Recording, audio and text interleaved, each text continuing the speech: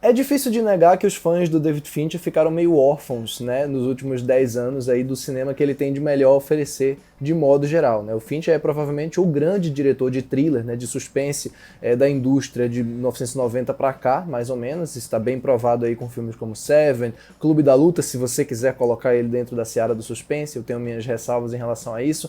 Zodíaco, Millennium, Garota Exemplar, que eu considero o melhor filme dele, o melhor e mais completo filme dele, diga-se de passagem. E aí eu tô colocando nesse pacote também a série Mindhunter, que foi lançada com 2 temporadas e da qual ele é produtor executivo e dirige também alguns episódios. No caso, foi Mindhunter que conteve um pouco esse sentimento de orfandade dos fãs raiz do David Fincher nesses últimos anos, desde que ele lançou Garota Exemplar. Muita gente pode estar querendo dizer que eu ignorei aqui o Mank, né, que foi lançado em 2020, mas primeiro, o Mank não é um filme de suspense, e segundo, eu acho o Mank um filme fraco para a média do Fincher e, de modo geral, um filme bem mais ou menos mesmo, um filme que me decepcionou um bocado, ainda que na época eu tenha até relevado algumas coisas.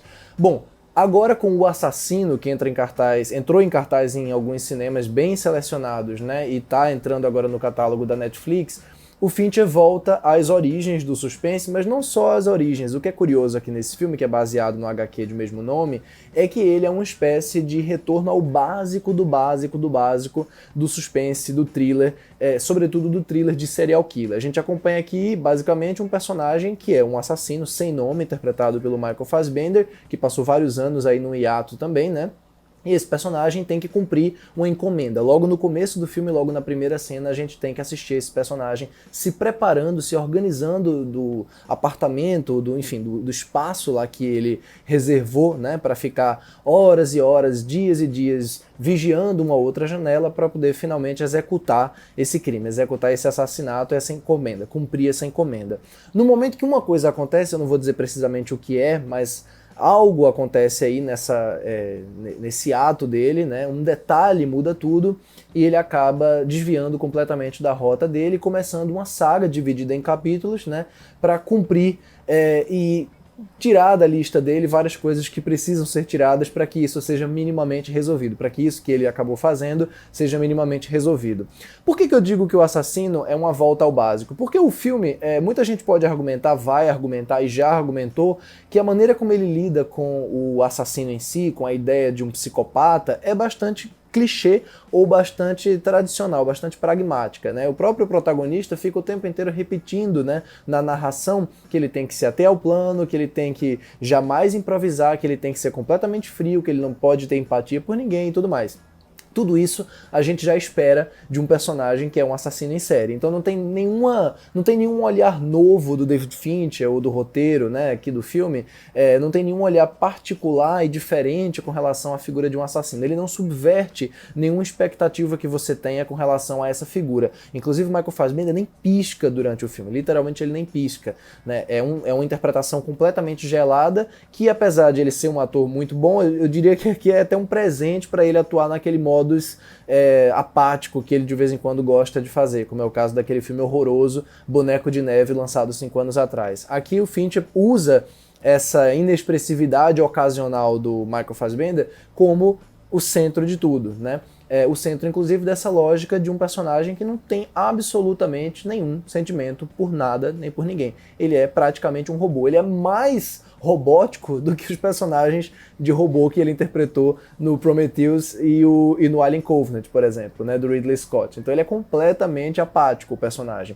Então você pode dizer, então, o que é que tem de interessante nesse filme para acompanhar se o personagem do Fassbender carece de qualquer tipo de emoção? Bom, o cinema do David Fincher, de modo geral, não é um cinema voltado para emoções, né? Com raríssimas exceções, o Benjamin Button, né, o curioso caso de Benjamin Button é meio que a exceção a isso, mas o cinema dele é um cinema ultra racional. E esse filme aqui, voltando a essa questão dele retornar ao básico, é bem elementar nisso também. Não existe aqui um lampejo de emoção ou de sentimento nesse filme. Não, um lampejo não tem. Para não dizer que não tem nenhuma tentativa de lampejo, a gente tem uma participação bem pequena da Sophie Charlotte aqui.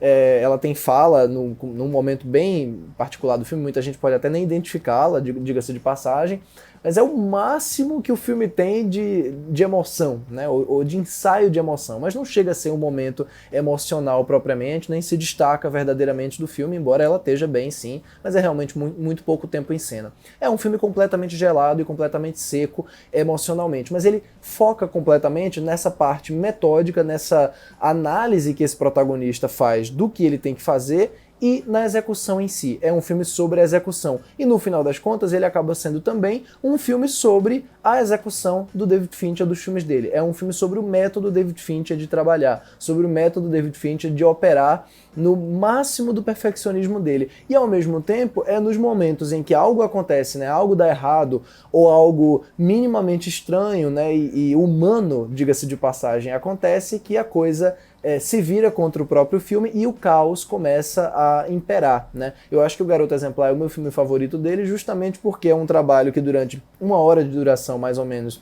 ele é incrivelmente controlado e a partir de um certo ponto ele mantém sim o rigor estético inconfundível dele, mas você nota que o filme está se abrindo para outras possibilidades, tanto possibilidades narrativas, como temáticas, como gráficas também, né? Ele consegue ser um filme de uns 3 gêneros diferentes numa cena só. Aqui no Assassino não chega a ter esse tipo de desconstrução, como eu falei, é um trabalho bem tradicional, é um filme de 2 horas de duração absolutamente enxuto, que não tem... tirando uma ou outra cena em que ele foca demais nos detalhes, né?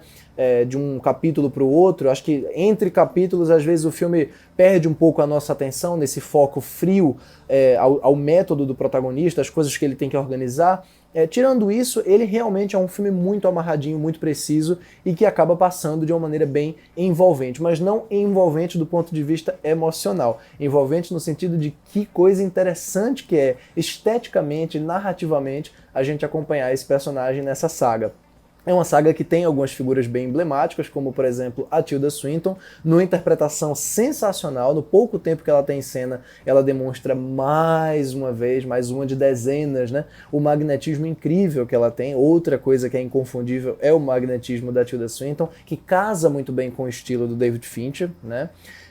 E também vai ser um filme muito violento da sua maneira, quer dizer, não é uma violência que explora os limites dela mesma, né? O Fincher é um diretor bastante objetivo, mas você tem aqui sim algumas cenas bastante fortes e que acabam ganhando até um certo teor cômico, né? Existe um cinismo muito grande na obra inteira do Fincher, um senso de humor mordaz, né, e perverso que está de novo presente aqui em O Assassino. Acho o filme maravilhoso, a melhor coisa que eu já vi na vida, o melhor filme do Fincher, é um dos 3 ou 4 melhores dele. Não, mas a competição realmente é muito alta, né? Os filmes do Fincher, os suspenses que o Fincher dirigiu até hoje estão num nível muito acima de qualquer outro diretor trabalhando em Hollywood, eu diria.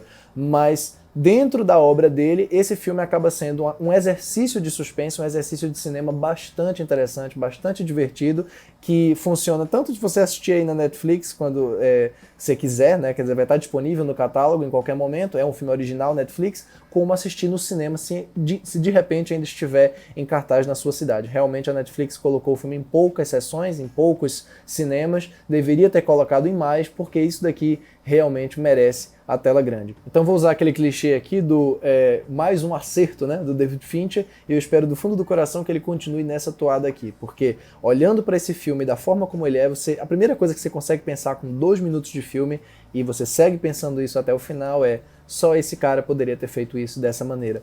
Execução, de fato, é tudo.